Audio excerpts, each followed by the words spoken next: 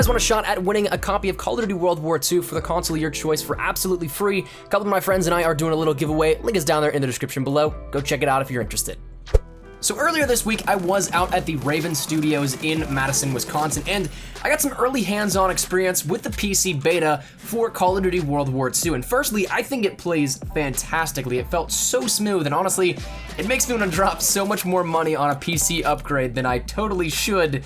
That's some bad peer pressure, but I want to talk to you guys a little bit about something today that a lot of people may find very important to them, that being the FOV slider. And while we have a lot of cool stuff coming to the PC beta and the PC version of World War II at launch, such as 4K support that is native, a frame rate cap slider that goes up to 250 frames per second, ultra-wide monitor optimization, all kinds of cool stuff that really is becoming standard for PC gameplay, but is still something that Call of Duty's been working on to better cater towards the PC community, and I think this is going to be a great year for that. But one thing that a lot of people really want to know about is the FOV slider. Is this going to be something that is noticeable? What is the values, the equivalencies, all that kind of stuff that we can see thus far, and how well can you actually play along with it? Now, for those of you guys that are on console, this might not be something that you really pay too much attention to, but FOV is your field of view, essentially how much of your peripherals you can see outside of whatever you're standardly used to.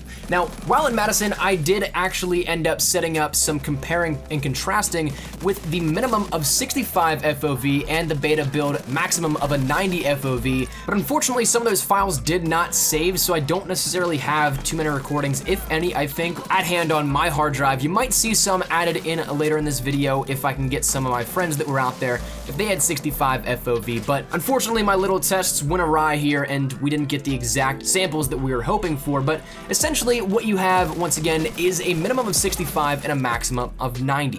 Now, this is something where we talked to a couple of the developers out there and they were still tinkering around with making this a much higher of a slider, but for what we have at the beta build, that interval of 25 is what we're going to be having here at the current time. So for comparison, Black Ops 3 on PC runs an FOV of 65 to 120, and the default on console is, from what I've seen, 81. But you can once again adjust it on PC to however you'd like. Console is locked, we don't have a slider for any of those. So the interval in which we have is more so on the lower end at the beta for World War II. And that's something that might concern a little bit of people, but might also seem kind of standard and normal.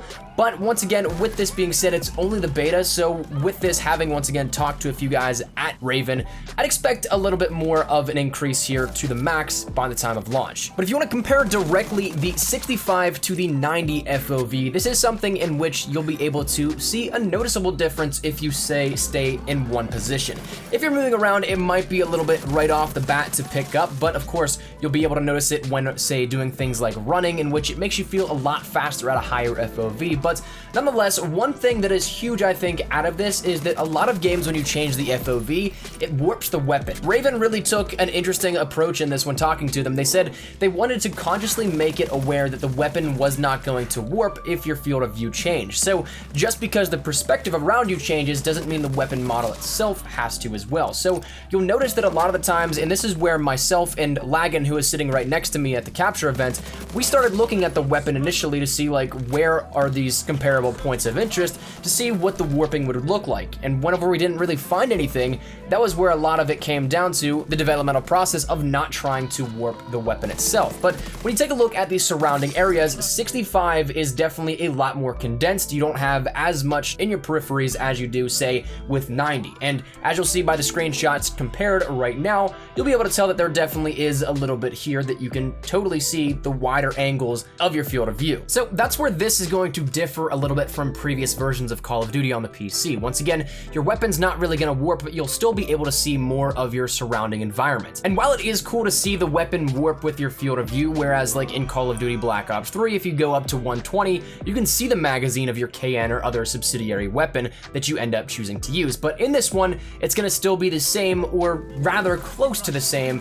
As for if there's any warping at all, I can't confirm or deny that, but it's definitely something where it is not near as much as previously. When it comes down to it, 65 is definitely still way too condensed, I think, but it's in there for those people that may enjoy it. 90 is a lot better, but I'm really hoping that we see an increase to that FOV cap once we see the full launch of the PC version. But it's a nice start. It's something that I'm definitely intrigued to see how the community takes it, because I personally, being an outsider from the PC community, but having some knowledge and some skill on the PC, like kind of being that guy that's just wading in the water a little bit, I'm curious to see what the actual hardcore fans of the PC community end up saying about this. So that said, I think that's where we're gonna wrap it up. I just want to let you guys know about this, give you the max, the min, and what they both look like, comparing it also to various versions of Call of Duty in the past. So that said, I'd love to hear your thoughts down there in the comment section down below. Do you guys think that this is a good start for World War II? Do you think this is something there's going to be a need to increase that FOV cap, or whatever it may be? Let me know down there in the comment section down below. And hopefully you guys enjoyed. And if you guys did, make sure you drop a like down below. And of course, if you guys are new to the channel, make sure you guys subscribe. A huge thank you and shout out to Raven as well as Activision for the hospitality, bringing me out to the studio and letting me get this early footage. So truly thank you to them, and thank you to you guys for supporting the videos daily, because without you, none of this would be at all possible. And finally, if you guys want to follow me over on Twitter, that's the best place to get character from outside of YouTube. I practically live on Twitter, so if you guys want to strike up a conversation, ask me a question, whatever it may be, link is down there in the description below. But all that said and out of the way, hope you guys have a fantastic day. Thanks so much for watching. Mine has been Espresso. I'll see you guys later. Take care, and peace.